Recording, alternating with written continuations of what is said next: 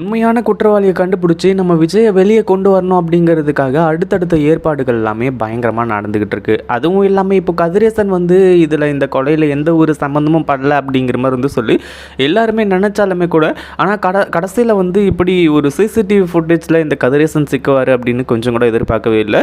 அதாவது விஜய் இப்போது போலீஸ் ஸ்டேஷனில் ரொம்ப கஷ்டப்பட்டு இருக்காரு அப்படிங்கிற மாதிரி நினச்சி மல்லி ரொம்ப ஃபீல் பண்ணிக்கிட்டு இருந்தாங்க. ஆனால் இந்த கஷ்டத்தையும் அவர் ஒரு ஸ்போர்ட்டிவாக எடுத்து கடைசி இப்போது இந்த போலீஸையே உண்டு இல்லைன்னு பண்ணிக்கிட்டு இருக்காங்க.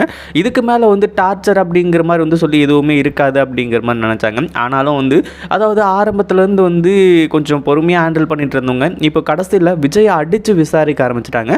ஏன்னா எப்படியாவது இந்த மல்லி தான் அந்த கொலையை பண்ணது, சுடரை கொலை பண்ணது மல்லி தான் அப்படிங்கிற ஒரு விஷயத்த இப்போது இந்த விஜய் ஒத்துக்கணும். அதாவது நான் இந்த கொலையை பண்ணல, அதே மாதிரி மல்லிக்காக தான் இங்கே நான் வந்திருக்கேன் அப்படிங்கிற மாதிரி சொல்லி அந்த ஒரு விஷயத்தில் இப்போது நம்ம விஜய் என்ன நடந்தாலும் சரி, என்ன அடித்து கொன்னே போட்டாலும் சரி, நான் அப்படி சொல்ல மாட்டேன் அப்படிங்கிற மாதிரி சொல்லியிருக்காங்க.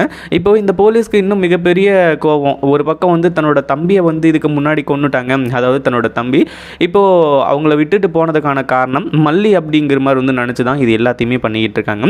ஆனால் அதே சமயத்தில் நம்ம மல்லியும் அதே மாதிரி நம்ம நாகவும் நேராக போய் வக்கீலை பார்த்து பேசி இந்த மாதிரி அந்த போலீஸ்க்கு ஏதோ ஆயிடுச்சு, அதுவும் இல்லாமல் எங்களை பார்த்தாலே எரிஞ்சு வீழ்றாங்க அப்படிங்கிற மாதிரி சொல்லி நிறைய டீட்டெயில்ஸை சொல்கிறாங்க.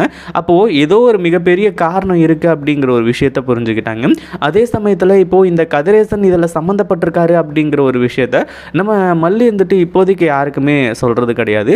இன்னொரு பக்கம் என்ன ஆகுது அப்படின்னு பார்த்தீங்கன்னா, ஒரு பக்கம் நம்ம மல்லி இப்போ நேராக போலீஸ் ஸ்டேஷனுக்கு போகிறாங்க. அதாவது கூட யாரை கூட்டிகிட்டு போகிறாங்க அப்படின்னு பார்த்தீங்கன்னா, வக்கீலை கூட்டிகிட்டு போகிறாங்க. வக்கீலை கூட்டிகிட்டு போனதுக்கப்புறம் தான் அங்கே ஒரு சில விஷயங்கள்லாம் நடக்குது. அதாவது இத்தனை நாள் நம்ம விஜய் இவங்க என்ன பண்ணாங்க ஏது பண்ணாங்க அப்படிங்கிறத வக்கீல் கண்ணால் பார்க்கல. அதுவும் இல்லாமல் வக்கீல்கிட்ட எல்லாத்தையுமே டீட்டெயிலாக சொல்லிட்டாங்க. இப்போது நம்ம விஜயை அடித்து விசாரிச்சுக்கிட்டு இருக்காங்க. இதில் அடிக்க வேண்டிய எந்த ஒரு அவசியமே கிடையாது இந்த கேஸில் அப்படிங்கிற மாதிரி சொல்லி இங்கே எல்லாருக்குமே நல்லாவே தெரிஞ்ச விஷயம். அதுவும் இல்லாமல் அந்த வக்கீல் போனதுக்கப்புறமா இப்போது அந்த தீபிகா போலீஸை உண்டு இல்லைன்னு பண்ணிக்கிட்டு இருக்காங்க.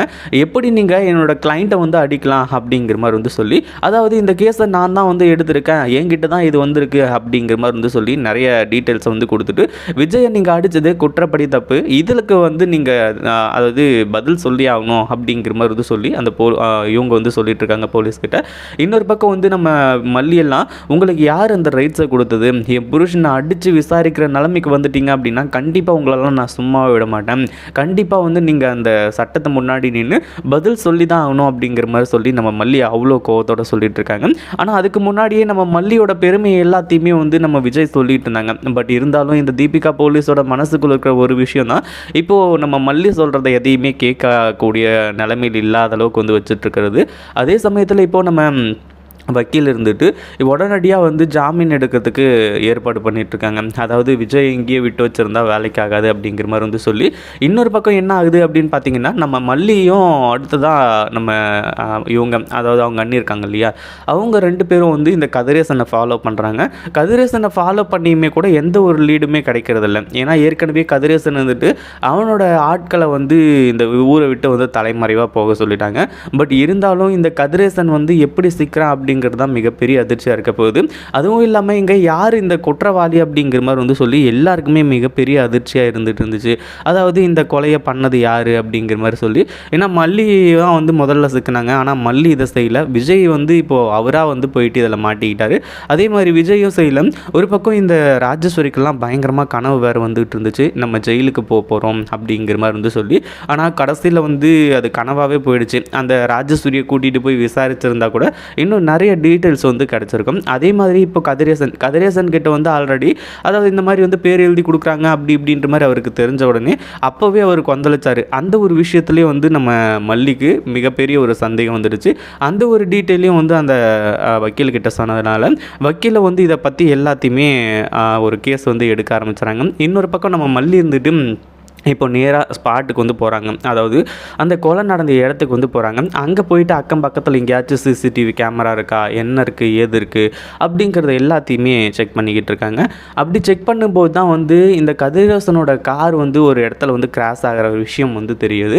அதாவது கதிரேசன் அந்த டைமுக்கு எதுக்காக கரெக்டாக வரணும் அப்படிங்கிற மாதிரி ஒரு கேள்வி. இன்னொரு பக்கம் வந்து இந்த கதிரேசன் தான் இந்த கொலையை பண்ணது அப்படிங்கிறத இந்த ஒரு விஷயத்து மூலிமா கண்டிப்பாக வந்து நம்ம மல்லி கன்ஃபார்ம் பண்ணிடுவாங்க. அதில் எந்த ஒரு சந்தேகமும் இல்லை. அதே மாதிரி இப்போ என்னாச்சு அப்படின்னா, ஒரு பக்கம் வந்து கதிரேசன் தான் இதை பண்ணது அப்படின்னு சொல்லிட்டு சொல்லி ஆதாரங்கள் ஒரு சிலது எல்லாத்தையுமே கலெக்ட் பண்ணிட்டாங்க. அதுலேயும் முக்கியமாக என்ன விஷயம் அப்படின்னு பார்த்தீங்கன்னா, இந்த கதிரேசனோட அடியாள் ஒருத்தனை வந்து நம்ம மல்லி வந்து பிடிச்சிடுறாங்க. அதுக்கப்புறம் தான் வந்து இந்த ஆட்டமே வந்து சூடு பிடிக்குது.